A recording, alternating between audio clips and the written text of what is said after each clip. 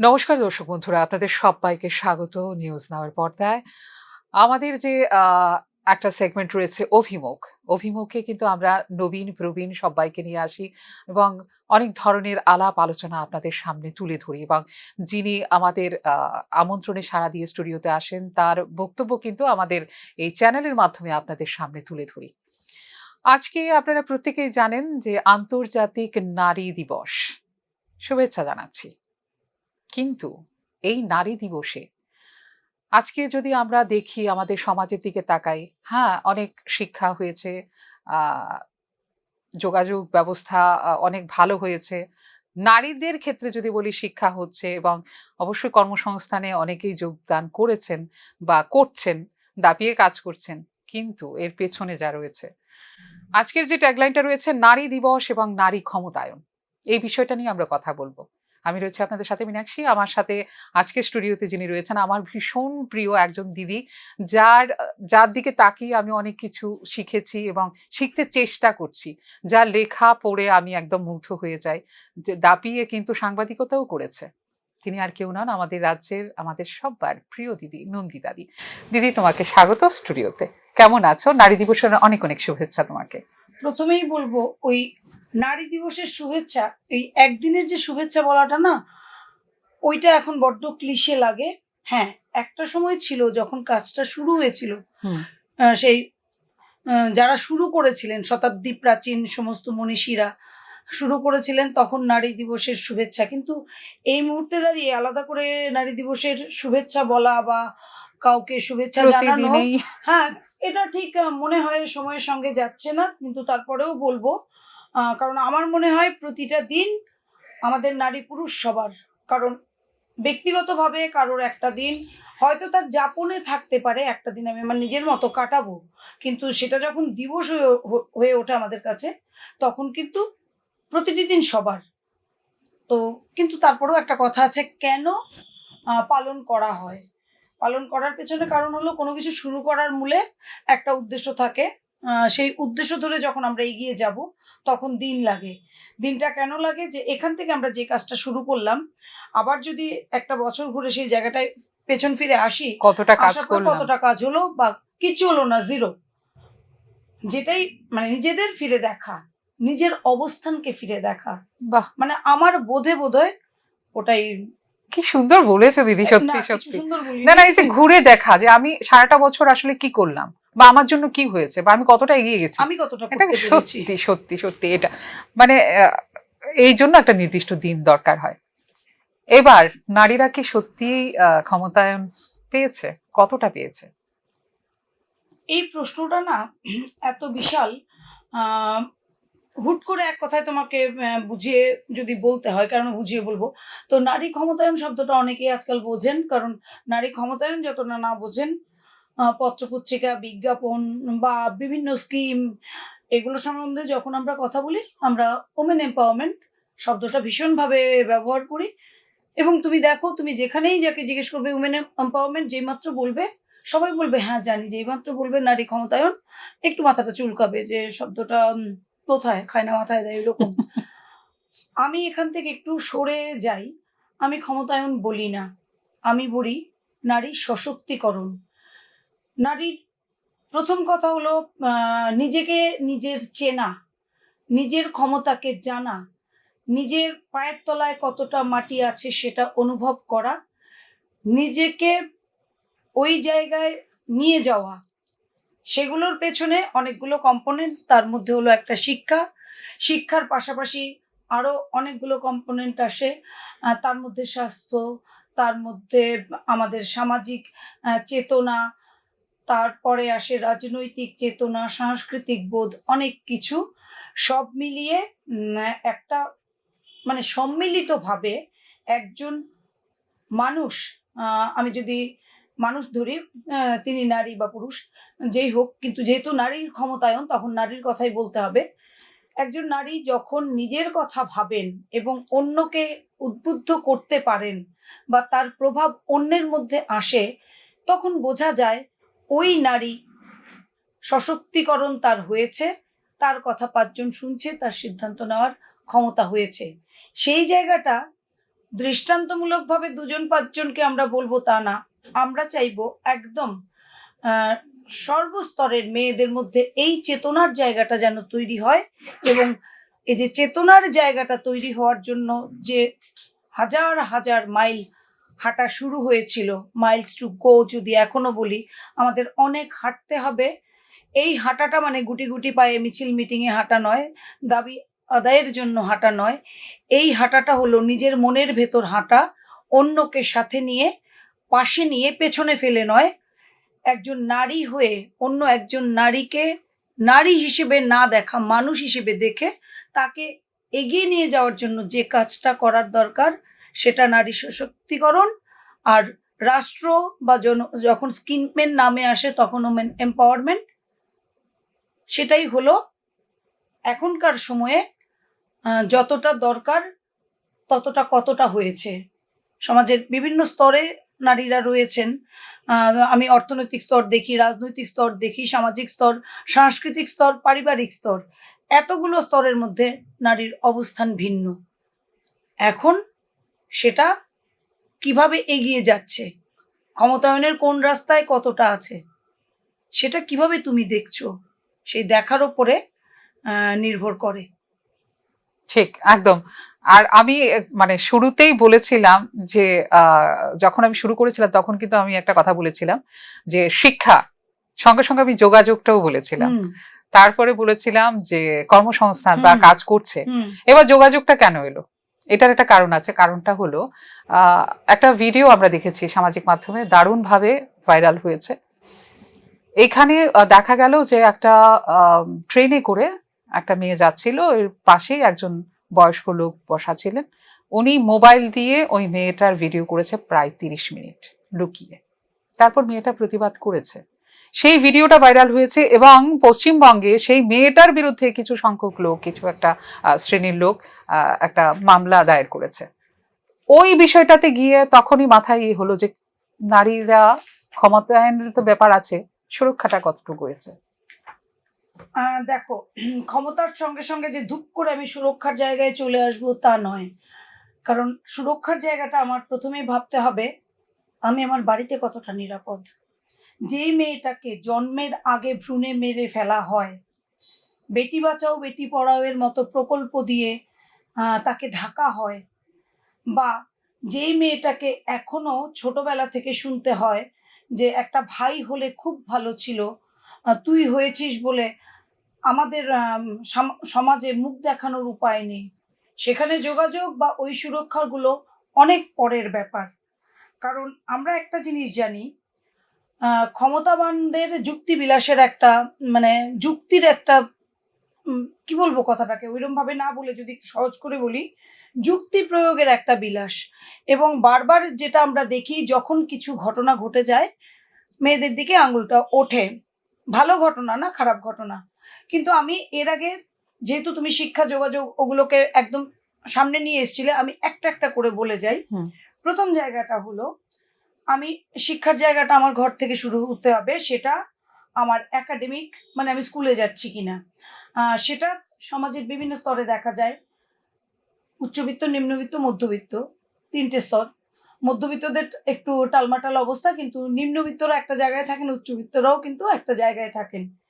এখন যেটা আমি দেখছি, নিম্নবিত্ত আয়ের মানে নিম্ন আয়ের যারা, তারা কিন্তু চাইছেন একটা সময়ের পরে তারা ছেলে মেয়েকে ঘরে বসিয়ে দিত, পড়াশোনার জায়গাটা সেই অর্থে তাদের ঠিক আছে, ওই তো একটা দুটো ক্লাস পাস করেছে, এবার রোজগারে নামিয়ে দাও। কিন্তু বর্তমান সময়ে আমরা দেখছি, তোমার চোখের সামনে দেখবে যে আমরা যখন রাস্তায় দেখি চায়ের দোকান, খাবারের দোকান, বা তোমার বাড়িতে হেল্পিং হ্যান্ডের জন্য যিনি আসেন, তিনি যখন বলেন যে না বৌদি, না মাসি, ছেলে মেয়েরা পড়তাছে, তারা কাজে লাগাইতাম না, আমার তখন মনে হয় কোথাও একটা জায়গা তৈরি হয়েছে মানুষের বোধে, একটা পার্সেন্টেজ হলেও এসছে যে একটু হলেও আমার শিক্ষার জায়গাটা তৈরি করা দরকার। এখন যদি আমি বলি শিক্ষার জায়গা গেল, আমার সচেতনতার জায়গাগুলো যেগুলো 4 ভাগে 5 ভাগে যদি আমরা ভাগ করি, শিক্ষার পরে আমাদের আসবে যে আমাদের সামাজিক অধিকার বা পারিবারিক অধিকার যেগুলো। দেখো, পরিবার শিক্ষার জায়গাটা যেহেতু পরিবার থেকে আমরা শিখে আসি। একটা ছোট বাচ্চা ছোটবেলা থেকে তার বাড়িতে যা দেখে তার রক্তের মধ্যে তা বহন করে এবং ভবিষ্যতে সে সেই কথাগুলোই বলে। একটা বাচ্চা যদি ক্রমাগত ছোটবেলা থেকে শোনে তার বাড়ির আম অভিভাবকরা তার মাকে ক্রমাগত যখনই যে কোনো কথা বলে দোষারোপ করে, অশোভন, অশালীন কথা বলে, মার বুদ্ধি নিয়ে খাটো করে কথা বলে, ওই বাচ্চাটা কি শিখে বড় হবে? সবাই করে না, অধিকাংশ ক্ষেত্রে দেখা যায়। কিন্তু পাশাপাশি আমরা দেখছি এখন সুন্দর, সুন্দর বিজ্ঞাপনের মাধ্যমে এই জায়গাগুলোকে পাল্টানোর একটা চেষ্টা। এখন বিজ্ঞাপনটা কোত্থেকে আসে? বিজ্ঞাপন স্ক্রিপ্ট রাইটার লিখছে, হয়ে গেল? এগুলো জীবন থেকে নেওয়া। যেমন হয়তো ছোট্ট একটা ঘটনা কোনো কারণে তোমার দাগ কেটেছে মনে, সেটাও তুমি বিজ্ঞাপনে ব্যবহার করতে পারো। এটা হলো পজিটিভ দিক। তো আমার শিক্ষা থাকলো, আমার পরিবারের বন্ডিং যদি আমাকে একটা সুস্থ সংস্কৃতির উম আ ধারা আমার রক্তে বহন করাতে পারে, ন্যাচারালি আমার সাংস্কৃতিক বোধ জন্মাবে। সেই সাংস্কৃতিক বোধ নিয়ে যখন আমি এগিয়ে যাব, পাশাপাশি আমাকে ভাবতে হবে যে, অনেক সময় ভাবতে হয় যে মেয়েরা অর্থনৈতিকভাবে স্বাধীন হয়েছে, সব স্বাধীনতা পেয়ে গেছে, ধরাকে সরাজ্ঞান করছে, যা খুশি বলছে, যা খুশি পড়ছে, যেখানে খুশি যাচ্ছে, রাত করে বাড়ি ফিরছে। মানে স্টিরিওটাইপ কতগুলো কথা, যেখানে আমাদের সমাজের যে সাংস্কৃতিক বোধ, মনন, সেই সংস্কৃতির জায়গাটাই তৈরি হয়নি।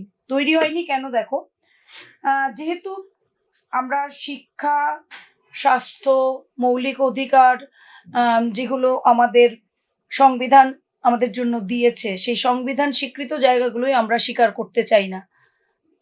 কিন্তু আমরা জানি এবং এগুলো প্রয়োগের যে ক্ষেত্রটা রাজনৈতিক ক্ষেত্র, সে জায়গাটা দেখবে মেয়েদের রাজনৈতিক সচেতনতার জায়গা নেই। ভোট দিচ্ছে সবাই। ভোট কি কজন মেয়ে বা কজন ছেলে চিন্তা করে ভোট দেয় যে আমি কাকে ভোটটা দিচ্ছি? এই ভোট দেওয়া মানে আমার সিদ্ধান্ত নেওয়ার ক্ষমতা। একটা সময় আমরা দেখেছি আমাদের পিআরআই বডিগুলো যখন কাজ শুরু হয়েছিল প্রথম দিকে যে পঞ্চায়েতকে অধিক ক্ষমতা দিতে হবে। তো সেই ক্ষমতা দেওয়ার ক্ষেত্রে আমরা রিজার্ভেশনের একটা ফুল ফ্লেজেড সিনারিও পেয়েছি। হুম। মেয়েরা হাতে ক্ষমতা পেলে কাজ করতে পারে। ক্ষমতা পেলে মানে ক্ষমতা অর্জন করলে। যদি ও পিআরআই হলো ছোট্ট একটা বডি। সেখানে যদি সে সাকসেসফুলি কাজ করে তুমি দেখবে ধাপে, ধাপে পারবে। কেন পারবে বলছি? একটা ফ্যামিলিতে যখন একটা মেয়ে বিয়ে হয়ে আসে, কারণ একটা ফ্যামিলিতে একটা মেয়ে আমরা যখন হিসাব করি বিয়ে হয়ে আসা, যেই মেয়েটা ওই বাড়িতে বড় হয়ে ছোট থেকে বড় হচ্ছে, সেই মেয়েটা সেই বাড়ির মালকিন খুব কম হয়। ম্যাক্সিমাম ক্ষেত্রে বিয়ে হয়ে আসে। বিয়ে হয়ে যখন মেয়েটা আসছে, শাশুড়ির আঁচল থেকে চাবিটা যখন সেই আমলে, এখন তো আর চাবি-টাবি কেউ ইউজ করে না। এখন ইন্টারলক বা ঐরকম সিস্টেমে আমরা গেছি যে কারোর চাবির গোছা বউকে হাতে তুলে দিতে হয় না। তো ওই আক্ষরিক মানে এমনিতে যখন কথা বলে যে চাবির গোছাটা মানে ক্ষমতা বা চেয়ার, শাশুড়ির চেয়ার যখন বউয়ের কাছে নরমালি আসার কথা, না এসে যদি শাশুড়ি আঁকড়ে রাখতে চায়, সেক্ষেত্রে ক্ষমতার অপব্যবহার যেভাবে হবে, তেমনিভাবে মেয়েদের যোগ্যতম জেনেও যারা সরিয়ে রাখে, এবং এটা পুরুষতান্ত্রিকতার ফসল। একদম পুরুষতান্ত্রিকতার। কারণ পুরুষতন্ত্রে শুধু মেয়েরা নয়, ছেলেরা নয়, মেয়েরাও থাকে। এই পুরুষতান্ত্রিকতার পৃথিবী জুড়ে পুরুষতান্ত্রিকতার প্রভাবে সমস্ত কিছু। বিজ্ঞাপনে সবসময় দেখানো হবে আ একটা ছেলেদেরও প্রোডাক্ট যদি হয় সেখানেও মেয়ে লাগবে। আর মেয়েদের প্রোডাক্টে তো মেয়েরা আসবেই। কিন্তু দুজন মিলে যে জায়গাগুলোতে দেখানো যায়, সেখানে আ তুমি দেখবে মেয়েটাকে কখনো, কখনো মানে বুদ্ধির বালাই দিয়ে ডিসিশন মেকিং এর জায়গায় বিজ্ঞাপনে দেখা যায়। আমি বারবার বিজ্ঞাপন বলছি কারণ যোগাযোগ মাধ্যম যেহেতু আমরা বলছি, এবং আমরা সবচাইতে বেশি আক্রান্ত দৃশ্য মাধ্যমের কাছে। আগে আমরা সিনেমা হলে গিয়ে দেখতাম, এখন আমাদের হাতে এত বড় সভ্যতার মানে অভিশাপ, আশীর্বাদ যেটাই বলি, কিছু, কিছু ক্ষেত্রে অভিশাপ মনে হয়, কিছু, কিছু ক্ষেত্রে আশীর্বাদ আশীর্বাদ। মনে হয়। আশীর্বাদ কখন বলবো? যেমন কালকে আমি মেয়েটার নাম আমি এখানে বলছি না। এই ভিডিওটা এখন তো আবার ভাইরাল শব্দটা বলতে হয়। হয়েছে ওর একটা আ মানে আফটার ম্যারেজ ওর কোনো একটা এমন রেয়ার ডিজিজ হয়েছিল। ডিজিজ থেকে ওর ১ম এ ডান হাতটা গ্যাংগ্রিন হয়ে যায়। সেটাকে হাতটা পড়ে যায়, পরে লেফট হ্যান্ডে হয়, লেফট হ্যান্ড বাদ দিতে হয়, দুটো পা হয়েছে বাদ যায়। মেয়েটার বয়স ধরো তখন 24-25 ওইরকম। মেয়েটাকে ওই অঙ্গগুলোকে ইনপুট করে আলাদা লাগানো হলো। সেই মেয়েটা যখন আজকে একটা জায়গায় দাঁড়িয়ে তার সমস্ত কসরতগুলো দেখাচ্ছে, তখন মনে হয়, বলে একটা ছেলে কি পারবে না? নিশ্চয়ই পারবে। কিন্তু মেয়েদের কথাটা কেন বলা হয়? হাজার হাজার বছর, মানে আমাদের বৈদিক যুগ বাদ দিলে পরবর্তী সময়ে মেয়েদের এমনভাবে ধাক্কা দিয়ে পেছনে সরিয়ে দেওয়া হয়েছে যে আমরা নিজেদের ছায়া দেখলেও বোধহয় সে সময় মেয়েদের নিজেদের ছায়াও যদি দেখতো, ওরা বোধহয় বিশ্বাস করতো না যে ওদের ছায়া ওদের পড়েছে। মানে দুর্বল হ্যাঁ, দুর্বল করে দেওয়া দুর্বল একবার। করে দেওয়া। তো এই সমস্ত দিকগুলো দেখো, কথা বলতে গেলে কতগুলো দিক এসে যায়, একটা অভিমুখে থাকছে না, কিন্তু বিভিন্ন ভাবে চলে যাচ্ছে। তো এখন যেটা হচ্ছে, তুমি যেটা বলছিলে যে মিডিয়াতে যোগাযোগ, তো যোগাযোগের জায়গাটা যেহেতু আমাদের হাতের মুঠোয় চলে এসছে, এটার ব্যবহার ভীষণভাবে আমাদের সযত্নে করা উচিত। কিন্তু আমরা কি করি দেখো, মধ্য 40-এ যারা রয়েছেন তারা টেকনোলজির ব্যবহারটা সেই অর্থে কিন্তু, মানে 40 উত্তীর্ণ বা 50 উত্তীর্ণ যারা রয়েছেন, যারা টেক সেভি তাদের কথা আলাদা, কিন্তু যারা সেভাবে এখনো ইউজ জানেন না, এবং অ্যান্ড্রয়েড ফোনে অনেক সময় হয় কি, হাত লেগে মানে উল্টো পাল্টা অনেক কিছু, একজনকে কল করতে গেলে অন্য কোথাও যায়, আম, এটা হয় অনেকেরই দেখি, অনেক কিছু ঘটনা। তো এইরকম যখন ঘটনাগুলো ঘটে, তখন সচেতন হওয়া কিন্তু পার্সন টু পার্সন প্রত্যেকের নিজের। যে টেকনোলজি এমন জায়গায় এসছে, আমি এমন কি করব যেটা আপাত দৃষ্টিতে আমি ভাবছি অন্যের ক্ষতি করছি, আসলে আমার ক্ষতি করছি। আজকে তুমি যেই ঘটনাটা বললে যে একটা মেয়ের, একটা মধ্যবয়স্ক লোক এরকম ভিডিও করে ভাইরাল করে দিয়েছে, সবাই মেয়েটাকে দোষী বলছে। ওই ভদ্রলোকের মেয়ের সঙ্গে যদি সেম ঘটনা ঘটবে, কারণ আমরা দেখেছি বৈজ্ঞানিকভাবে সত্য, তুমি যেটা করবে তোমার কৃতকর্মের কাজ কিন্তু তোমার কাছে ফিরে আসবে। সেটা তোমার 5 বছরের ঘটে থাকা, ঘুরে আসবে। হ্যাঁ ঘুরে আসবে। তো তোমার মধ্যে যদি বিবেক থাকে, তুমি ওই কাজটা করতে পারবে না। তো টেকনোলজি যা খুশি হোক, এখন আমাদের পার্টগুলো, মানে ব্যক্তিগতভাবে আমার মনে হয় ওই যে ট্যাগলাইনে সচেতন হতে হবে নয়, আমি সচেতন হব, অন্যকে আমি বলবো না সচেতন হতে হবে। সচেতন হতে হবে বললেই কাউকে চাপিয়ে দেওয়ার ব্যাপারটা আসে। আর ক্ষমতায়ন যেমন চাপিয়ে দেওয়া, সশক্তিকরণ যেমন নিজের ভেতর থেকে জাগে, তেমনি ভাবে টেকনোলজির ব্যবহারের ক্ষেত্রে বা শব্দ ব্যবহারের ক্ষেত্রে আমরা শোভনতা ছাড়িয়ে যাই। দেখো, দিনের শুরুতে যদি অনেক সময় দেখা যায় অনেক বাড়িতে দিনের শুরুটা হয় বীভৎস ঝগড়া দিয়ে, যেটা আমরা একটা সময় দেখতাম জল, মানে কলের জল তোলা নিয়ে। হ্যাঁ, এগুলো এগুলো এবং পরবর্তী সময়ে গল্প উপন্যাসে দেখেছি সেগুলো বিচ্ছিরিভাবে, এবং ট্যাগলাইন হয়ে গেল কলতলের ঝগড়া বা ওই রকম। তো এগুলো তখন ছিল কমিউনিটির একরকম যোগাযোগ। পরবর্তীতে আমরা দেখেছি মানুষ যখন বিভিন্ন গণমাধ্যমে গণমাধ্যম কোনগুলো, নাটক, সিনেমা, থিয়েটার, এগুলোতে কাজ করা, এগুলোতে হেঁটে যেতে হতো, গিয়ে 5 জনের সঙ্গে কথা বলতে হতো। এখন এই কত ইঞ্চিও, এটা তো ঠিক মতো তোমার মুঠোতেই আসবে, বা একটু বড় হয় কারোর কাছে ছোট সাইজ থাকে। এবং মানুষ আজকাল অর্থনৈতিকভাবে অনেকটাই, যেভাবেই হোক, ইএমআই থাকুক আর ক্রেডিট কার্ডের মাধ্যমেই হোক, হুট করে কিনে ফেলতে পারে। পরে পয়সা কি করে দেবো না সুইসাইড করব সেটা পরের কথা, কিন্তু কিনে ফেলতে পারে। ওইটা হাতে এসে গেল, তো অনেকেই ভাবলো আমি তো রাজা, নারী বা পুরুষ। এখন ভালো জিনিস হলো কন্টেন্ট ক্রিয়েট করবে, এগুলো দিয়ে অনেকেই আজকাল কন্টেন্ট, চাকরির ক্ষেত্রে বিশেষ করে মিডিয়াতে যারা কাজ করে, ওদের কন্টেন্ট ক্রিয়েটার বা ইনফ্লুয়েন্সার হিসেবে বিভিন্ন জায়গায় কাজ করার সুযোগ থাকে। কিন্তু এই জায়গাগুলোতে কাজ করতে গিয়ে মানুষ শালীনতার মাত্রা ছেড়ে বেরিয়ে আসছে। কেউ চাইবে না ম্যাক্সি পরা মধ্যবয়সী বা কম বয়সী একজন মহিলা গায়ে একটা গামছা দিয়ে গপ গপ করে থালা থেকে তুলে ভাত খাচ্ছে। এই ভিডিওটা দেখবে, এখন তো লাইক আর কি বলে এগুলো সোশ্যাল মিডিয়ায় এগুলোর বন্যা বয়ে যাচ্ছে। তাহলে বোঝো মানুষের রুচি কোথায় আসছে, কারণ কারা দেখছে, কেউ দেখছে বলেই তো 1 সেকেন্ডও যদি দেখে তোমার এটা ইনক্লুড হয়ে যাচ্ছে, তুমি ভিউয়ার লিস্টে চলে আসছো, ভিউজটা চলে আসছে। তাহলে এই যে জায়গাটা, তো আমাদের সংস্কৃতি কোথায়? নেই তো। এই অবক্ষয়গুলো কেন হয়েছে? কারণ পারিবারিক যে শিক্ষা, কারণ একটা সময়ে দেখা গেছে যখন ধরো আমাদের স্বাধীনতা আন্দোলন পরবর্তী সময়ে আমরা বিভিন্ন সময় দুর্ভিক্ষ, বন্যা, ন্যাশনাল, মানে যা যা ধরনের আম, ক্ষতিগ্রস্ত হওয়ার মতো কারণ মানুষের জীবনে ঘটে গেছে। সেখান থেকে বেরিয়ে আসার জন্য মানুষকে এমন এমন পথ নিতে হয়েছে যেগুলো সবসময় ফল ভালো দেয়নি। সেই ফল ভালো না দেওয়ার প্রেক্ষিতগুলোতে মানুষের সংস্কৃতির জায়গাটা, সংস্কৃতি মানে কিন্তু আমি নাচ করলাম, আমি গান করলাম, ছবি আঁকলাম তা নয়।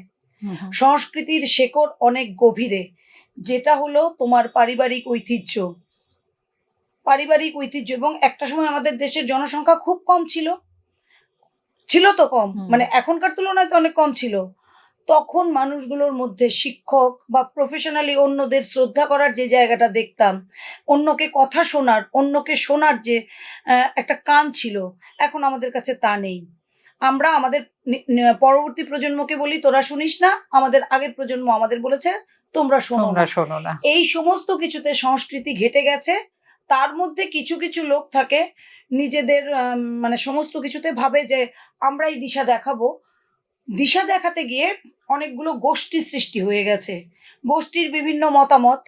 এর মধ্যে যার কাছে অর্থনৈতিক ক্ষমতা এবং রাজনৈতিক ক্ষমতা থাকে, তিনি সেই ক্ষমতার বলে নিজেকে বাহুবলী ভাবেন, এফেক্ট সোসাইটিতে পড়ে।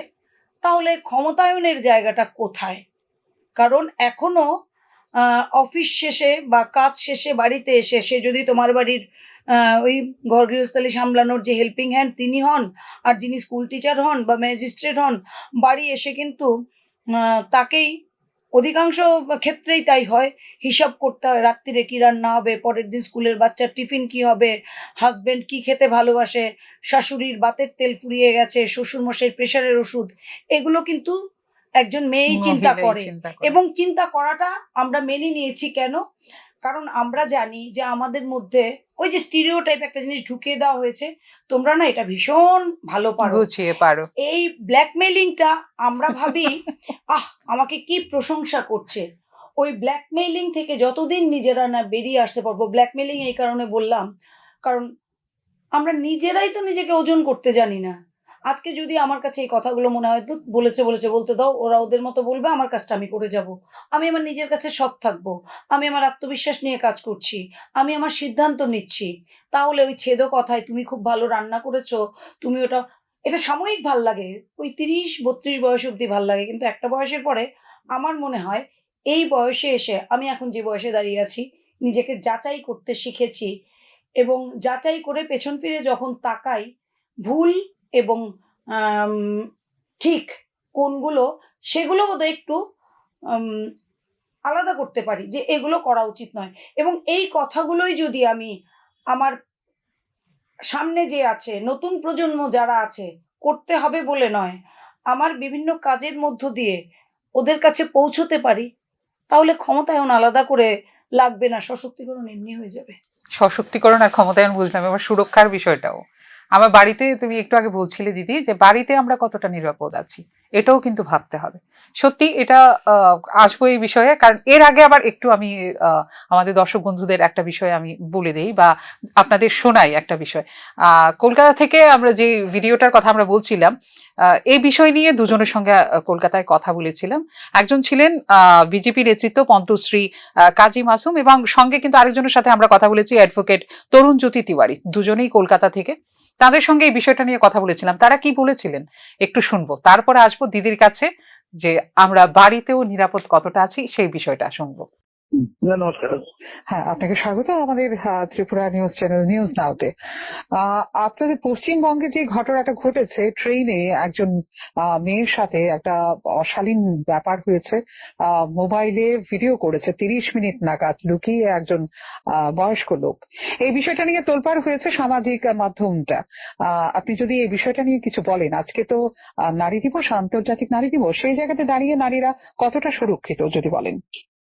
দেখুন, নারীরা আসলে অরক্ষিত এই অন্তত প্রান্তিক পরিবারের নারীরা, যারা সচ্ছল শিক্ষিত শহুরে, তাদের নিয়ে যে প্রবলেম তার চেয়ে অনেক বেশি প্রবলেম হচ্ছে যাদের মুখ দিয়ে স্বর বেরোয় না, যাদের মুখ দিয়ে কথা বেরোয় না, যাদের কথা থানা পুলিশে গিয়ে পৌঁছায় না। এই সন্দেশখালীতে জানি নারীরা দাবি করছে যে যখন ধর্ষণের বিরুদ্ধে বা অত্যাচারের বিরুদ্ধে কথা বলতে থানায় যাওয়া হতো, তখন দেখা যেত অপরাধীরা থানার ভেতরেই বসে আছে। সেই সব নারীদের নিয়ে আমি চিন্তিত। এবার আপনি যে একটা ট্রেনের কথা বলছেন, সেটা নিয়ে হাজার রকম মন্তব্য শুনেছি। শুনেছি বৃদ্ধ লোক, তিনি মোবাইল অপারেট করতে পারেন না, তিনি সুইচ থেকে ভিডিও টিপে দিয়েছেন, ইত্যাদি ইত্যাদি ইত্যাদি। এবং তার উপরও পাটা একটু হালকা দেখা গেছে। ঠিক আছে, ওখানে যদি সত্যি করে থাকে বয়স্ক লোক ইন্টেনশনালি অত্যন্ত হীন মানসিকতার থেকে মানে নারী শরীরকে কেন্দ্র করে তার নিশ্চয়ই আপত্তি জায়গা আছে, আমি সেটা জানি না। তারপরে তাকে চটচট মারা হয়েছে, কিন্তু প্রশ্ন হচ্ছে ঘটনা ঘটেছে অত্যন্ত নেগলিজিবল ঘটনা, এমন কিছু ঘটনা নয়, ওটা অতি সাধারণ ঘটনা। একটি মেয়ে প্রতিবাদ করেছে, এরকম ভাবে তো অনেক অনেক ছেলেই ট্রেনে বাসে মহিলাদের সাথে অসভ্যতা করে থাকে, এটাই তো আমাদের সমাজের কালচার। এমন একটি ঘটনা হয়তো মহিলাটি ভেবেছেন যে আমার সাথে হয়তো তাই হচ্ছে, তারপর কিছু চট থাপ্পড় মেরেছে, ঘটনা চোখে ভদ্রলোকে দাঁড়িয়ে আছে, কিন্তু সেটা নিয়ে যে ধর্মীয় মেরুকরণ করা হয়েছে, এটা হচ্ছে খুব আপত্তিকর। একটি পুরুষ একটি মহিলার সাথে ভব্যতা রাখছে কি রাখছে না, এটা আমাদের কাছে বিবেচ্য বিষয় ছিল। কিন্তু মধ্যিখানে ওনার দাড়ি আছে কিনা, ওনার নাম ওই কি রুল আর কি সামথিং, মনিরুল না কি সামথিং নাম, এই নাম কিনা, বা তার নাম শ্যামল বিমল কিনা, এটা আমার যদি আলোচ্য বিষয় হয়ে সাম্প্রদায়িক দৃষ্টিকোণ থেকে বিবাদমান দুটো গোষ্ঠী তৈরি হয়েছে, এটাকে আমি কন্ডেম করি। কারণ হচ্ছে এইটা হচ্ছে নারীর প্রতি পুরুষের অশ্রদ্ধা, নারীর প্রতি পুরুষের অসম্মান বা কামুক মানসিকতা, তাদেরকে ভোগ্য পণ্য মনে করে, তাদেরকে খেলাধুলো করা, এই নারী পুরুষের সম্পর্কে এইটা বিবেচ্য বিষয়। এখানে ধর্মটা প্রাধান্য পেয়েছে, নারী পুরুষের মধ্যে যে অন্তহীন ভাবে একটা অন্যায় চলছে আজকের দিনটা, যে যার জন্য উদযাপিত হচ্ছে আন্তর্জাতিক নারী দিবস, নারীদের সমান অধিকার দেওয়া, তাদের মর্যাদা দেওয়া, কর্মক্ষেত্রে তাদেরকে শক্তি দেওয়া, তাদের অতিরিক্ত পরিশ্রম না দেওয়া, এবং তারা একই পরিশ্রম করলে পৃথক আয় পাবে, অর্থাৎ নারীদের আয় পুরুষ অপেক্ষা কম হবে, একই পরিশ্রম করছে একই কর্মক্ষেত্র, অথচ তাদের বেতন কম। এই বৈষম্য দূর করার জন্য যে লড়াই, নারীকে অধিকার দেওয়ার জন্য যে লড়াই, সেই লড়াইটা কিন্তু এখানে আলোচ্য হিসেবে উঠতে পারছে না। ধর্মকে বিবেচনা করে কিছু মুসলমান দেখছি ওখানে গিয়ে ওদের পরিবারের অ্যাড্রেস নিয়ে ওটাকে বেলাইন করা বা সমস্যায় ছেড়ে দেওয়া, যদি মহিলাটির কোনো ক্ষতি হয়ে যায় এটা কার নেবে? যে সকল পুরুষ কুম্ভরা হয়েই করছে, বা যে সকল মানে মানুষেরা ওই মহিলাটি পাশে বলে দাবি করছে, ওই মহিলাটি বড় ক্ষতি হয়ে গেলে সে দায়িত্ব কি তারা নেবে? তারা কি পাশে থাকবে? আর এটা নিয়ে হয়তো অশান্তি তৈরি করাচ্ছে। অনেক গুরুত্বপূর্ণ হচ্ছে মোবাইলটাকে এক্সপার্ট লোককে দিয়ে মূল্যায়িত করা, যে আসলে বয়স্ক লোকটি কি ইন্টেনশনে ওটা করছিল। বয়স্ক লোকরা অনেক সময় মোবাইলকে রংলি ইউটিলাইজ করে, পারে না, অভ্যাস করতে পারে না, এটা বাস্তব সত্য। কিন্তু তার ইন্টেনশনটা কি ছিল সেটা অত্যন্ত ভালো করে জানা, এবং তারপরে যে চর্চা বই মেরেছে, চর্চা বই মারার আলোচনা বিষয়টা সেই বিধিকে মূল্যায়িত করা, তো সেইটা একটা আলোচ্য বিষয়। এবং যদি কিছু বাড়াবাড়ি হয়েও থাকে, কোথাও কমাকমি বা বাড়াবাড়ি কিছু হয়েও থাকে, সেটা নিয়ে যেভাবে মানে মানুষ তোলপাড় করছে, একটা অংশের মানুষ, তাদের যেন মনে হচ্ছে সমাজে কোনো অন্যায় হয় না।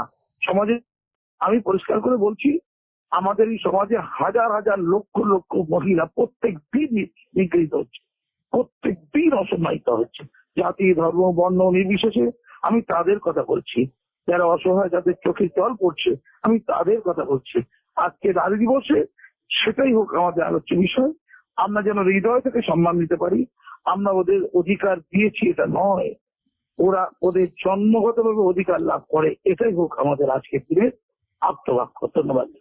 হ্যাঁ, আরেকটা বিষয়ে দাদা বলবো, যে বিষয়টা বলছিলেন যে বয়স্ক লোক হয়তো বা ফোনটা ইউজ করতে পারেন না। এই মোবাইলের কিন্তু যে সংবাদ মানে সামাজিক মাধ্যমে কিন্তু যে ভিডিওটা ছড়িয়েছে, সেই ভিডিওটা কিন্তু আগে পিছে কিন্তু অনেক ভাবে কিন্তু ভিডিওটা ছড়িয়েছে। তো এই ভিডিওতে কিন্তু স্পষ্ট দেখা যাচ্ছে যে ভদ্রলোক যিনি মোবাইলটা চালাচ্ছিলেন, তিনি যেভাবে ধরেছিলেন মেয়েটার দিকে মোবাইলটা, এটা আমার মনে হয় আপনি ভিডিও দেখেছেন কিনা আমি জানি না, যদিও ভাইরাল হয়ে গেছে, আপনি দেখার কথাই একজন, যেহেতু এটা ভাইরাল হয়েছে। তো সেই ক্ষেত্রে যদি আমি বলি, একটা মহিলা কিন্তু ঠিক বুঝতে পারে তার পাশের লোকটা তার সম্বন্ধে কি চিন্তা করছে বা কি হিসেবে সেই ভিডিওটা করেছে, এটা তো মানেন আপনি। না, একদম শুনুন, আমি তো ভিডিও দেখিনি, আমি এইসব বিষয় নিয়ে এত প্রিয় রাখি না, আমার অনেক কাজ থাকে। আমি একটা ছোট্ট কথা বলি, যে যদি ইন্টেনশনালি ওই লোকটি, বয়স্ক লোকটি যদি তাকে অন্য খারাপ দৃষ্টিভঙ্গি থেকে তাকে ভিডিও কন্টিনিউ করতে থাকে, এবং সেটা যদি ভিডিও হচ্ছে চ্যালেঞ্জ করতে চেক করে যদি প্রমাণিত হয়, তাহলে ওই পুরুষটার জন্য যারা আওয়াজ করে চিৎকার করছে, এবং ওই মেয়েটিকে যারা দেখে দিচ্ছে, এবং তার ফোন নাম্বার, তার বাড়ির অ্যাড্রেস নিয়ে চারদিকে ছড়িয়ে দিচ্ছে, আমার মনে হয় ওই পুরুষটাকেও গ্রেফতার করা উচিত, আর যারা এই কর্ম করছে তাদের গ্রেফতার করা উচিত। এটা হোক না, এটা অসুবিধা কিছু নেই তো, কিন্তু লক্ষ্যটা হবে নৈবাত্তিক, লক্ষ্যটা ধর্ম, জাতি, বর্ণ এসব নয়। একটা অংশের লোক ওকে মুসলমান হিসেবে দেখবে, কেন একটা বিশৃঙ্খল পুরুষ হিসেবে দেখতে অসুবিধা আছে? প্রত্যেক সমাজে ধর্মেই তো কিছু বিশৃঙ্খল, উচ্ছৃঙ্খল, নোংরা মানসিকতা পুরুষ থাকে নাকি? সেই পুরুষ হিসেবে দেখতে আপত্তি কোথায়? সেখানে ধর্মটাই বিবেচ্য বিষয় হলো কেন? আমি জানি না ভিডিওর মধ্যে ঠিক কি ছিল, কতটা ছিল, কিভাবে ছিল। এটা কিন্তু যে কোনো জায়গায় পুলিশ কিন্তু অন্ধ গেলে বুঝতে পারে ভিডিওটা কত কংক্রিট ভিডিও এবং ভিডিওটা কি মানসিকতা তৈরি করে দিয়েছে, ওটা আমি একটা গেলে বুঝতে পারবো দেখে। অবশ্যই আপনার ভিডিওটা দেখা উচিত। হ্যাঁ, কিন্তু এই ঘটনার পর এই মেয়েটার বিরুদ্ধেই কিন্তু একটা শ্রেণীর লোক কিন্তু উল্টো মামলা করেছে। আমি সেটাই বলছি তো, মামলা করলেই তো জিতে যাবে না। যারা মামলা করবে যদি দেখা যায় ওই পুরুষটির কোনো দোষ আছে, মামলা কারিতে বিরুদ্ধে নিতে হবে। আবার মহিলা যদি ইন্টেনশনালি কাউকে চল মেরে থাকে, এমন কিছু ইভিডেন্স প্রুফ নেই, সেটাও কেউ নিয়মের উঠে নয়। ওটা বয়স হওয়ার দরকার নেই, মাইন্ড সেটার কোনো প্রয়োজন নেই। আমি একটি মহিলা, সে তো প্রোটেস্ট করেছে, চড় মেরেছে, সে তো না মেরে থাকেনি, সে মেরেছে প্রকাশ্যে। কিন্তু অজস্র জায়গায় মহিলা অত্যাচারিত হয়ে যাচ্ছে, তাদের হয়ে কথা বলার কেউ নেই। এই যে মেদিনীপুরের 4 জন ডিএসও সংগঠন করে, বাম সংগঠন করে, 4 জন ছাত্রীকে এই মহিলাদের লকাপে ঢুকিয়ে যে হারে টর্চার করা হয়েছে, যে নোংরামি তার সাথে করা হয়েছে, একটা মহিলার সাথে ওই নোংরামির পরিপ্রেক্ষিতে তুমুল আওয়াজ ওঠা হচ্ছে, ওটা আরো অনেক বেশি ভয়ঙ্কর। এমন ঘটনা প্রচুর উঠছে। ওই মহিলাদের ব্যাপারটা মিডিয়া নিউজ হয়েছে, হাজার হাজার লাখ লাখ ঘটনা হচ্ছে, যেটা কোনো নিউজ হয় না। প্রতিদিন কান্নার চোখের জলের মধ্যেই তাদের অমর্যাদা হারিয়ে যায় কোথায়, তাদের কথা নয়, তাদের কথা বলি। একদম একদম এই প্রশ্নটাই প্রতিবাদ করাতেই আজকে এই মেয়েটার বিরুদ্ধে বরং মামলা হচ্ছে। প্রতিবাদটা করতে হবে। অসংখ্য ধন্যবাদ দাদা আপনাকে, আর অবশ্যই আপনি ভিডিওটা দেখবেন। অসংখ্য ধন্যবাদ সময় দেওয়ার জন্য। নমস্কার দাদা, আপনাকে স্বাগত নিউজ নাওয়ের পর্দায়। নমস্কার। আজকে যে বিষয়টা আলোচ্য বিষয়টা আপনার সাথে, আন্তর্জাতিক নারী দিবসের আমরা চারিদিকে এত ভাটা করে অনুষ্ঠান করা হচ্ছে, সম্মাননা জানানো হচ্ছে, কিন্তু আদতে এই যে কতগুলি ঘটনা ঘটে, যেমন পশ্চিমবঙ্গে এই ট্রেনের একটা ঘটনা ঘটেছিল, একজন মহিলাকে লুকিয়ে একজন বয়স্ক লোক 30 মিনিটের মতো ভিডিও করেছে মোবাইল দিয়ে। সেই ভিডিওটা নিয়ে অনেক জল ঘোলা হয়েছে, অনেক ভাইরাল হয়েছে সামাজিক মাধ্যমে, এবং এখন সেই বিষয়টাকে নিয়ে টিএমসি থেকেও কিন্তু, দলের থেকেও কিন্তু এই ঘটনাতে ঢুকে পড়ছে। এই বিষয়টা নিয়ে আপনি যদি কিছু বলেন। দেখুন, নারী দিবস বছরে একটা দিন হবে, সেটা অন্তত ব্যক্তি তরুণজয়ী তিওয়ারি বিশ্বাস করে না। আমরা সনাতনী সেবক, আমরা বিশ্বাস করি নারীকে আমরা পুজো করি মা দুর্গা হিসাবে। আমার বাড়িতে আমার মা, আমার বোন, আমার মেয়ে, আমার স্ত্রী, তারা সবসময় কাজ করে চলেছে এবং তারা রীতিমতো সমান তালে মিশিয়ে চলছে। একটা দিন নারী দিবসের জন্য স্পেসিফিক্যালি হওয়া উচিত বলে আমার মনে করে না, যেখানে পুরোটাই তারাই সৃষ্টি, সেখান থেকেই সবকিছু শুরু। কিন্তু একটা অদ্ভুত ট্রেন্ড দেখা যাচ্ছে পশ্চিমবঙ্গে। পশ্চিমবঙ্গের মহিলা মুখ্যমন্ত্রী তিনি নিজেকে বাংলার মেয়ে বলে প্রচার করেন, কিন্তু বাংলার মেয়ের জায়গা আমলে বাংলার মেয়েরাই সুরক্ষিত নয়। একের পর এক ধর্ষণের ঘটনা সামনে আসছে, একের পর এক ন্যাক্কারজনক ঘটনাগুলো সামনে আসছে, এবং আগের দিনে যে ঘটনাটা আরো খারাপ, একটা মেয়ে ট্রেনে করে যাচ্ছে, তার পাশে বসে একজন ছবি তুলছে, সেটা যখন মেয়েরা জানতে পেরে তাকে থাপ্পড় মারে, এবং আমার মনে হয় খুব ভালো কাজ করেছে, আরো মারা উচিত ছিল ওরকম একটা লোককে। কারণ আমার ঠাকুর যুদ্ধ করে, আমার ঠাকুর অস্ত্র ধরে, খুব সোজা হিসাব। এবার সেখান থেকে দাঁড়িয়ে একটা অদ্ভুত ন্যারেটিভ তৈরি হচ্ছে। প্রথমে দেখা গেল নিরীহ একটা মানুষকে নাকি মারা হয়েছে বলে প্রচার চালানো হলো, ভিডিও সামনে আসলাম, তারা নিরীহ ভাব দেখলাম। সিম্পল লজিক, আপনার দর্শকরা বুঝবেন। একটা লোকের ক্যামেরা যদি ভুল করে অন হয়ে যায়, তাহলে ব্যাক ক্যামেরা অন হবে, ফ্রন্ট ক্যামেরা অন হলো, সে নিজেকে দেখলো, তারপর ফোনটা আস্তে করে ঘুরিয়ে পাশের মেয়েটার খুব বাজে একটা পজিশনে ছবি তোলার ভিডিও করছিল। তোরা নিরীহ লোকটা নয়, তাকে নিরীহ প্রমাণ করার জন্য তৃণমূল নেমে গেল, তৃণমূল বিধায়ক আরটিএফ এর কাছে গিয়ে অভিযোগ করলো। পিছনে একটা ব্যাক স্টোরিও আছে, এটা কেউ বলছে না। আপনারা যখন ভিডিওটা দেখে থাকেন, আপনারা দেখবেন মেয়েটা বলছিল আমি 139-এ কল করবো, করে আরপিএফ কে ডাকবো। মেয়েটা কিন্তু আরপিএফ কে ডেকেছিল। আচ্ছা। চেপে রেখে এই লোকটাকে পুলিশকে ধরিয়েছিল। ও ব্যক্তিগত বন্ডে ও কিন্তু বেল পেয়েছে, পুলিশ ওকে আরপিএফ ওকে ছেড়ে দেয়নি, ব্যক্তিগত বন্ডে বেল পেয়েছে। তো লোকটার একদমই নির্দোষ নয়, পুরো ব্যাপারটা জল ঘোলা করা আছে। আমি আবার বলছি, মহিলারা যারা কাজে যায়, পড়তে যায়, তবে যে কোনো কাজে যায়, তারা স্বাধীনভাবে যেতে পারবে না কেন? পশ্চিমবঙ্গ ভারতবর্ষের অংশ, ভারতবর্ষের সংবিধান অ্যাপ্লাই করে। এটা তো কোনো ইসলামিক রাষ্ট্র এখনো হয়ে যায়নি যে ইসলামিক রাষ্ট্রের মতো কীর্তিকলাপ হবে, ইসলামিক রাষ্ট্রের মতো কাজকর্ম হবে। ওভারঅল ইস্যুগুলো আছে।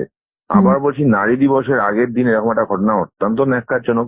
এবং তার থেকেও বড় কথা, নারীরা নিজেদের কর্মক্ষেত্র যাবে, তারা কাজ করবে, তারা নিজেদের মতো থাকবে। এবার সেখানে বারবার এই ঘটনাগুলো কেন করবে? আমরা আরজিকরের ঘটনা দেখলাম, আমরা এখানে দেখলাম, এই ইনফ্যাক্ট এখনো ওই মেয়েটার প্রোফাইল মানে ভাইরাল করে দেওয়া হয়েছে, মেয়েটার বাড়ির অ্যাড্রেস পাবলিক করে দিচ্ছে তৃণমূল সমর্থক কিছু লোকজন। আবার বলছে, এরা মেয়ের ন্যূনতম সুরক্ষা কেন থাকবে না একটা রাজ্যে, যে রাজ্যের মুখ্যমন্ত্রী একজন মহিলা?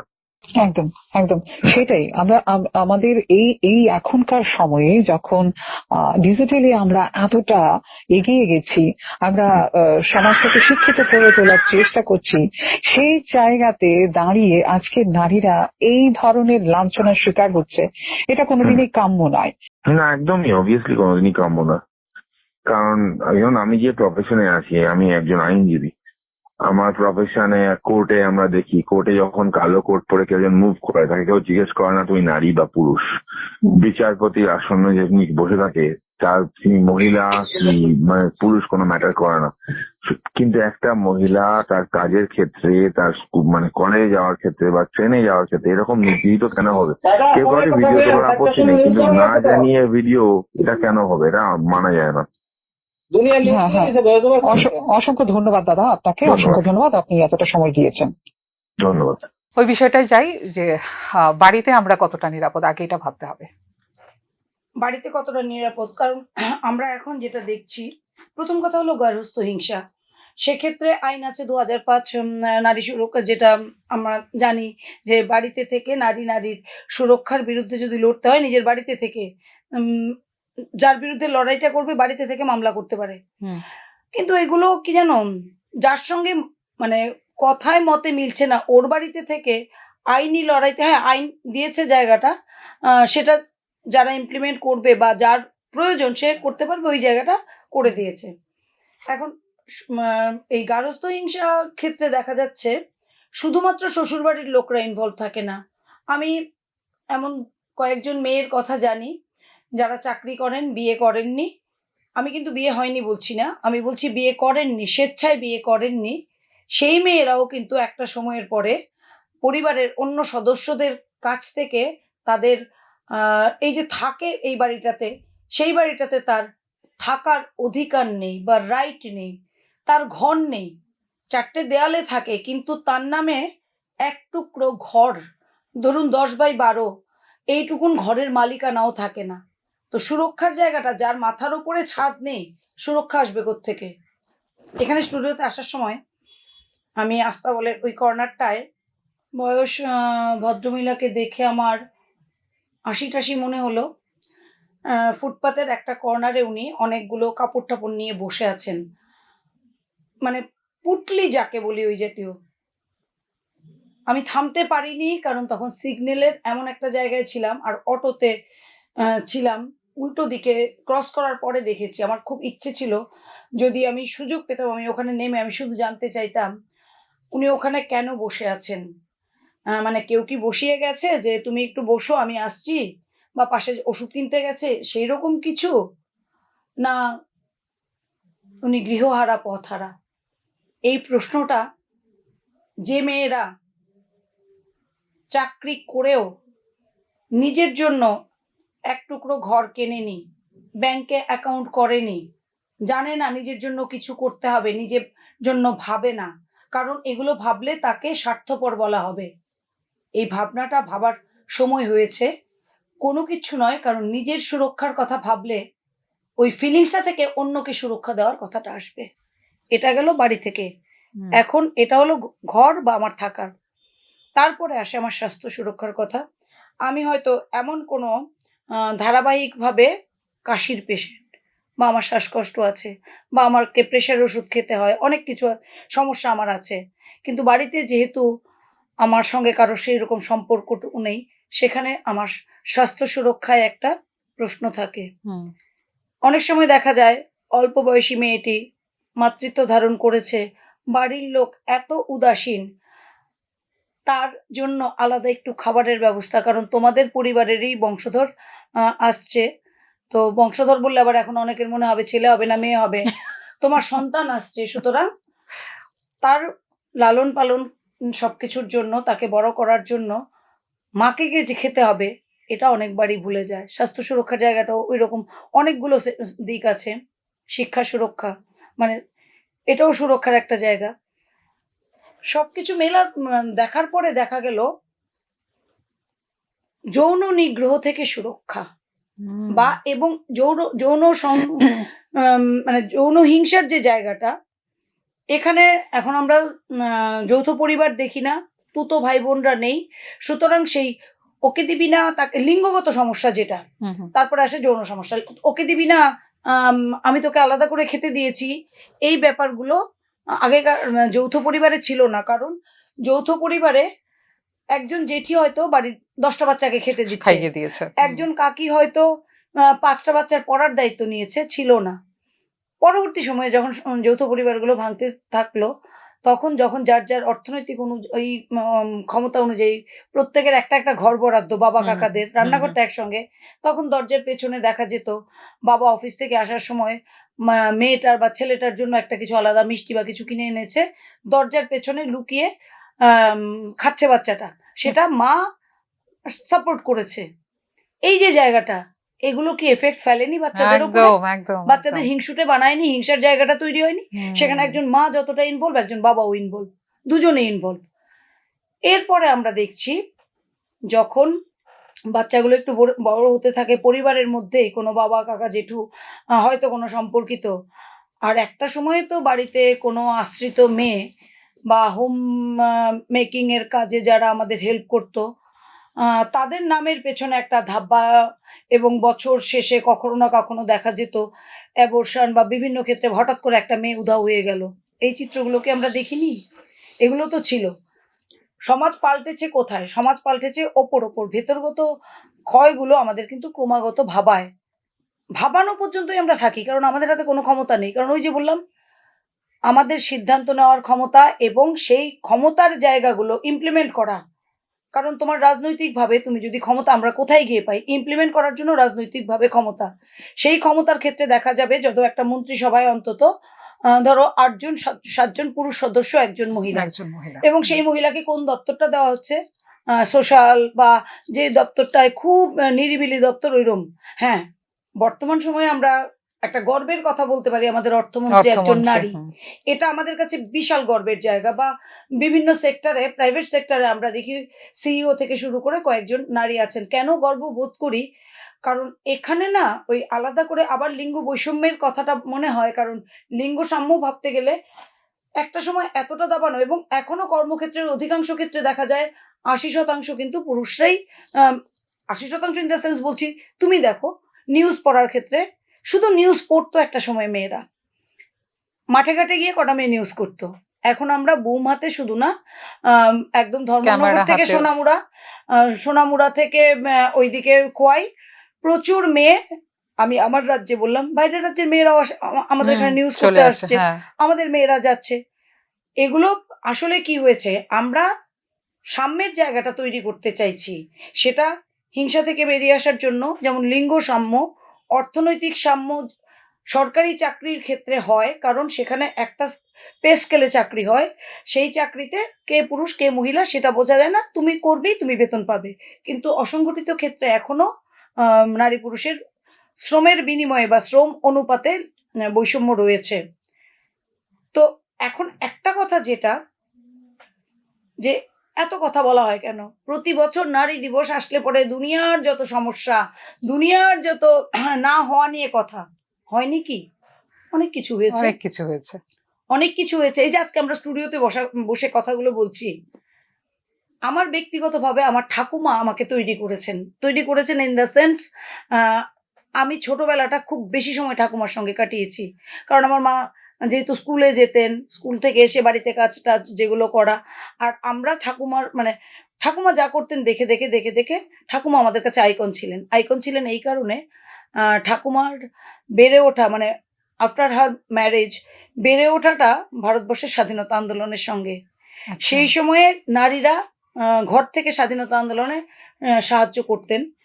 আমার ঠাকুমার একটা ঘটনা আছে, তখন নোয়াখালীর সমস্ত মেয়ে, আমার ঠাকুমা বলে নয়, গান্ধীজিকে নিজেদের গায়ের গয়না দিয়েছিলেন। আমি অনেক জায়গায় এই কথাটা বলেছি। আমরা জানি না, এখন আমরা অনেক সোশ্যাল ওয়ার্ক করি। তখন কি হতো, গায়ের গয়না মানে কি, তখনকার আমাদের মতো তো 10 আনা 8 আনা বা কি এখন গ্রামের সিস্টেমে হুম, হয় হুম, ওইরকম, হুম। আমি অবশ্য পড়িও না, আমি জানিও না। ভারী ভারী। তো ওই গয়নাগুলোর কি জানি না, কিন্তু আমার ঠাম্মার নাকি 8 ভরি টরি ওইরকম একটা কিছু, আর হাতে অনেকগুলো চুড়ি ছিল সলিড। হ্যাঁ, ওই এখনকার মতো সময় হ্যাঁ, সলিডেই ছিল। যা ছিল সব গান্ধীজিকে খুলে দিয়েছেন। হুম। বাড়ি আসা মানে দিয়ে টিয়ে যখন এসছেন, ঠাকুমাকে নাকি দাদু জিজ্ঞেস করেননি যে তুমি কেন দিলে। আমি যেই দিন থেকে এই কথাটা শুনেছি, আমার মনে হয়েছে ঠাম্মা তো সত্যি সত্যি অর্থে ক্ষমতায়িত নারী, কারণ আমরা এখন ওই শব্দটা ব্যবহার করি। ঠাম্মার মধ্যে ওই পাওয়ারটা বা ওই সিদ্ধান্ত নেওয়ার ক্ষমতাটা ঠাম্মা ছিল। তৈরি করেছিলেন হ্যাঁ। বলেই দিয়ে এসছে, পরে দাদু জিজ্ঞেস করেননি ঠিক, যে ঠিক, তুমি ঠিক। কেন দিয়ে এসছো। তো ওই যে ঘুরে ফিরে কিন্তু আমরা একটা বৃত্তে চলে যাই। বৃত্তের শুরুতে ছিল পরিবার, বৃত্তের শেষে পরিবার, বৃত্তের মাঝে পরিবার, বৃত্তটার মধ্যে ভাগে ভাগে আসছে শিক্ষা, সচেতনতা, সহিষ্ণুতা, সিদ্ধান্ত নেওয়ার ক্ষমতা, শালীনতা বোধ, মানবিকতা বোধ, যেগুলোর কোনো প্যারামিটার নারী ক্ষমতায়ন বলে হয় না। এগুলো আম, পরিবারের ভেতর, এবং এগুলোকে নারিশ করার জন্য আমাদের বিদ্যালয় শিক্ষা, কলেজ, উচ্চ শিক্ষা, বিভিন্ন জায়গায় কাজের জায়গা এবং রাষ্ট্র। কারণ রাষ্ট্র যদি সাপোর্ট না করে একটা মানুষকে বেড়ে ওঠার ক্ষেত্রে, শুধুমাত্র স্কিম স্কলারশিপের টাকা দেওয়া নয়, বিভিন্নভাবে একটা মানুষকে বেড়ে ওঠার জন্য ভয় ভীতি এগুলো না দেখে একটা মানুষ যখন এগিয়ে যেতে পারে, তখন একটা রাষ্ট্রে আলাদা করে, মানে রাষ্ট্র আমরা তো এখন গ্লোবাল ভিলেজ বলি, তাহলে হুম। পৃথিবীতে বোধহয় আজকে বড় বড় দেশগুলো ক্ষমতা জাহির করার জন্য যুদ্ধ বিমান পাঠানো বা এই দেশ ওই দেশকে হুমকি দিত না। একদম শেষ পর্যায়ে এসে একটা কথা তোমায় বলবো, অনেক কথা বলছি, যেহেতু তুমি মানে একটা কথা বলে দাও সবটার সঙ্গে জুড়ে যায়। হ্যাঁ, জুড়ে যায়। একটা বলবো ক্ষমতার জায়গাটা, যে দেখো চিরকাল শোষক আর শোষিত দুটো শ্রেণী, নারী পুরুষ দুটো শ্রেণী। তারপরে তুমি দেখবে চেয়ারের সঙ্গে টেবিল, কাপের সঙ্গে প্লেট, সবকিছু জোড়া জোড়া হয়, সব জোড়া জোড়া। ভালোটা যদি আলো আধার। আলো আধার, সাদা কালো, তো জোড়া জোড়া ভালো মন্দ। তো এখন আমি যদি ভালোটা নিতে পারি, মন্দটাকে দেখে, ভালো মন্দ দুটো আমার পাশাপাশি থাকবে, মাঝে মাঝে মন্দটাকেও নিতে হয়। সবসময় যদি আমি ভালো ভালো ভালো ভালো করতে থাকি, মন্দটা না হলে ভালোর স্বাদটা পাওয়া সেই যাবে স্বাদটা না। পাওয়া যাবে কি করে? তো এখন যেটা হয়েছে, আমরা প্রত্যেকে কম কম বেশি ক্ষমতা, চেয়ারটাকে ভালোবাসি। কিভাবে? আমি যখন একজন গৃহবধূ, একদম এই বাংলাটা বললাম, তখন আমি বলতে XYZ সবার কথাই বলছি, বুকে হাত দিয়ে আমরা কেউ বলতে পারবো না আমি এটা করি না। চ্যালেঞ্জ যদি মনে করেন কেউ, চ্যালেঞ্জ, যে বাড়িতে আমার যে হেল্পিং হ্যান্ড আসবে, আমি বারবার হেল্পিং হ্যান্ডের কথায় আসি, কারণ ওদেরকে আমি ফলো করি, প্রতিনিয়ত ওদেরকে দেখি।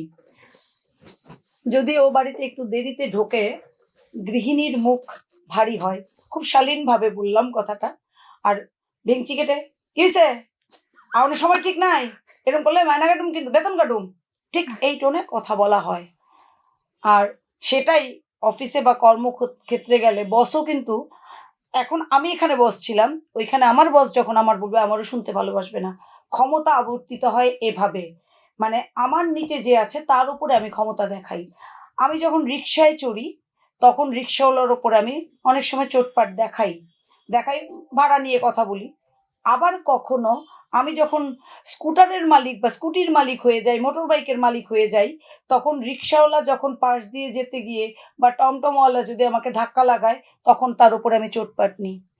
গাড়িওয়ালা বাইকওয়ালার ওপরে নেয়। শুধু ট্রেন হলে মুশকিল, অ্যাক্সিডেন্টে চলে যায়, বড় গাড়িও অ্যাক্সিডেন্টে চলে যাবে, প্লেন ক্র্যাশ হয় না, খুব কম, এটা আলাদা ব্যাপার। সমাজ ব্যবস্থা, পারিবারিক অবস্থান, সাংস্কৃতিক অবস্থান, রাজনৈতিক অবস্থান, প্রত্যেকটা জায়গায় এই প্যারামিটারটা আমাদের চোখের সামনে আসে।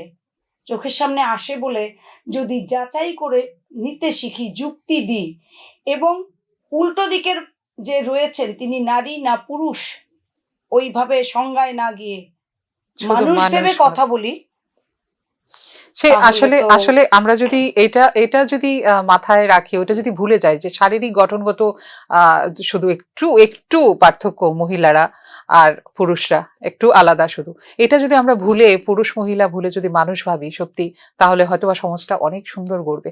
আমি আরেকটা বেধির কথা বলি, একটু ছোট্ট করে সংক্ষেপে শুনতে হবে, হয়তো দিদির বেশি সময় নেই, আমাকে আগেই বলছিল। একটা বেধি কিন্তু সমাজে প্রচন্ড ভাবে কিন্তু এখন আছে, যে এই বাল্য বিবাহ, মানে অল্প বয়সে যে চাইল্ড ম্যারেজ গুলো যে হয়ে যায়, এইগুলিও তো সমাজের একটা মানে বিরাট বিরাট বড় বড় বেধি। অসুখ। হ্যাঁ, শোনো, একটা কথা বলি, আমাদের যখন কোনো অসুখ হয়, আমাদের বাড়ির অভিভাবকরা বা আমরা নিজেরা ডাক্তারের কাছে যাই। ডাক্তারের কাছে গেলে পরে, বা ধরো হসপিটালে ভর্তি হলো, হসপিটালে ভর্তি হলে নার্স তোমাকে ওষুধটা খাইয়ে দিল, যদি তুমি না খেতে পারো। বাড়িতে এলে পরে ছোট বাচ্চাদের মা বাবা হয়তো ওষুধটা খাইয়ে দিল। কিন্তু সমাজে যখন বাবা মা মানে অনেকগুলো কারণে, কারণগুলো একটু আসছি, সময় নেই করেও বলতে হবে, অনেকগুলো কারণে 18-র নিচে মেয়েকে বিয়ে দিচ্ছেন, 21-এর নিচে বিয়ে দিচ্ছেন, আমি দিচ্ছেন বলছি, তখন সেটা যেমন চূড়ান্ত অন্যায়। আর একটা ছেলে বা মেয়ে নিজেরা পালিয়ে গিয়ে যদি 18-র নিচে বিয়ে করে, সেক্ষেত্রে আম, আইন, ওই বাবা মা যেরম বিয়ে দিয়েছেন তার ওনারাও আইনের আওতায় থাকে। আর এই নাবালিকা ছেলে মেয়েরা যখন বিয়ে করে, আইনের এমন মারপ্যাচ থাকে, জীবন জেলে পচে বা হোমে কাটে। পচে এই অর্থে, কারণ গোল্ডেন পিরিয়ড 2 বছর যদি জীবন থেকে চলে যায়, সে পড়াশোনা করতো, সে তো হয়তো সংশোধন হলে পরে খুব ভালো হবে কিছু, কিন্তু ভালো তো হয় না, না হয় খারাপ হবে। তো এখন এই বাল্য বিবাহ রোধে আমরা দেখেছি বালিকা মঞ্চ বলে হুম, একটি ক্ষেত্র তৈরি হয়েছে, প্রজেক্ট। এবং দক্ষিণ ত্রিপুরায় আমরা দেখেছি, আজকে না, দক্ষিণ ত্রিপুরার চিরকাল এই জিনিসটা ছিল, যে মেয়েদের বিয়ের প্রলোভন দিয়ে নিয়ে চলে যেত। কারণ দক্ষিণ ত্রিপুরা বলো, উত্তর ত্রিপুরা, বিভিন্ন জায়গায় শুনি, মানে হুম, নিউজে, তখন আমরা যখন একদম ফিল্ড নিউজ করতাম, আজকে থেকে ধরো আমি প্রায় 12-14 বছর আগের কথা, প্রজেক্টে যখন কাজ করতাম, মহিলা কমিশনের প্রজেক্ট, বা ধরো বিভিন্ন প্রজেক্টের ডাটা কালেকশনে ওখানে যেতাম, বা আরো সাংবাদিকদের কাছ থেকে শুনতাম, বিভিন্ন এনজিওতে মেয়েগুলো এসে থাকতো, এগুলো যখন শুনতাম, এগুলো তখন একদম স্ট্যাটিস্টিক্স গুলো হাতে থাকতো। এই মুহূর্তে আমার কাছে কোনো স্ট্যাটিস্টিক্স নেই, আমি সংখ্যায় যাচ্ছি না। দক্ষিণ ত্রিপুরায় গত 20 বা 21 ওই সময়টাতে 209টা বিয়ে, বালিকা মানে নাবালক বিয়ের এফআইআর হয়েছিল। হুম, এফআইআর হয়েছিল, আর বাকিগুলো তো এফআইআর হয়নি। সেই সময় যিনি জেলা শাসক ছিলেন, উনি উদ্যোগ নিয়ে নাবালক বিয়ের নাবালিকা বন্ধ, বিবাহ। নাবালক বা নাবালিকা বিয়ে বিবাহ। বন্ধের ক্ষেত্রে বিভিন্ন পদক্ষেপ নিয়েছিলেন।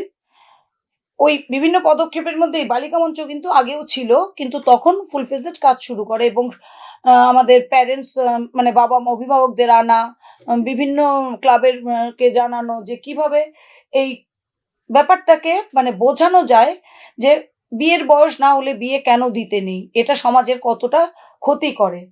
তেমনি ভাবে আমরা দেখেছি খোয়াইতে, আম, ওই সময় কিছুদিন আগে জেলা শাসক যিনি দুর্দান্ত কাজ করছেন, মানে এতগুলো ক্লাব গড়েছেন, বালিকাদের ক্লাব। এখন এই ক্লাবগুলো, এই যে বালিকা মঞ্চ বললাম বা গার্ল ক্লাব, কি হয়, একটা মানুষকে ক্রিয়েটিভ রাখার জন্য, স্কুলে যেমন কো কারিকুলাম অ্যাক্টিভিটিস, আমাদের বাড়িতে আগেকার দিনে আমরা দেখতাম মেয়েরা সেলাই জানতো, বিভিন্ন কাপড়ে নকশা করতো, কারণ তখন তো রিলস বানিয়ে আর শর্টস বানিয়ে তোমার সময় কাটানোর ব্যাপার ছিল না। তখন হয়তো লিখতো সংসার সুখী হয় রমণীর গুণে, না বুঝে। এখন পরের লাইনটা। হ্যাঁ, এখন এখন আর লিখবে না, এখন আর লিখবে না, কারণ ওই কারুশিল্পটাই তো জীবন থেকে হারিয়ে হুম, গেছে। তো জীবন থেকে যেহেতু হারিয়ে গেছে, তো টাইম পাসের ওই ব্যাপারটা ছিল বলে ছোটবেলায় বিয়ে দিত সমাজ ব্যবস্থা।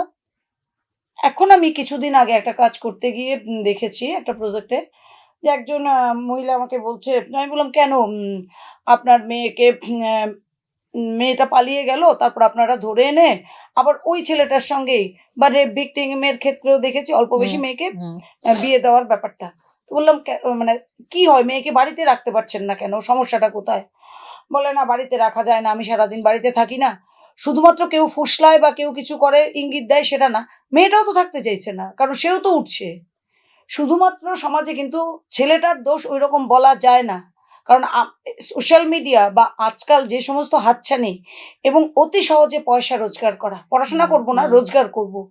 কারণ আমি বিজ্ঞাপনটা আমার হাতের ফোনটাতে দেখতে পাচ্ছি, ওই লিপস্টিকটা কিনলে আমাকে ঐশ্বর্য রায়ের মতো লাগবে, ওই ফাউন্ডেশনটা মাখলে আমি দীপিকা পাডুকোন হয়ে যাব।